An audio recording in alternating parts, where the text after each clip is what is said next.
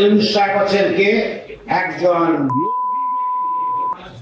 আমি বলছি প্রকাশ্যে বলছি ওই নিজে প্রায় লোকরা তোমরা লিখো এবং আমার এই কথাগুলো তোমরা পাঠিয়ে দাও সরকারের কাছে পাঠিয়ে দাও।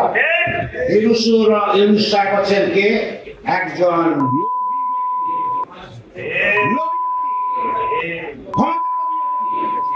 এর আগে তত্ত্বাবধায়ক সরকারের দায়িত্ব দিতে চাওয়া হয়েছিল বলেছিল আমি 3 মাসের জন্য তো আমি দায়িত্ব নেব না। 1 2 তার অর্গানোগ্রাম গ্রামীণ ব্যাংকে সেখানে পরিষ্কার বলা গ্রামে মাত্র 60 বছর বয়সে রিটায়ারমেন্টে যেতে হবে। যখন হাসিনা সরকার এই ফ্যাসিস্ট সরকার 71 বছর বয়সে তাকে সরাই দিল, সে কি করলো এই ক্ষমতা ধরে রাখার জন্য সে গেল মামলা করে। তারপর কি করলো তারপর আমি বলি আপনাদেরকে এখন এই রাষ্ট্রীয় ক্ষমতায় টিকে থাকার জন্য যেটা কাজ করছে ওই মার্কিন সাম্রাজ্যবাদ যে মার্কিন সাম্রাজ্যবাদকে করিডোর দিতে চায় মাধ্যমে তার মাধ্যমে জাতিসংঘের মাধ্যমে টানা 7ম মতো বেস্ট টিস্যু পেপার ব্র্যান্ড হিসেবে স্বীকৃতি পেয়েছে বসুন্ধরা টিস্যু। জাতিসংঘ কি?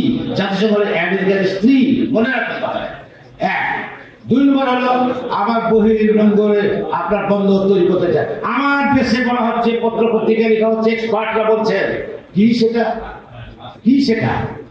সেটা হলো এই যে বহির্নঙ্গল করার মতন আমাদের টেকনোলজি আমাদের লোকবল এভরিথিং রয়েছে, তাই আমি কেন টাকা দিতে যাবো, কেন আমি দিতে যাবো?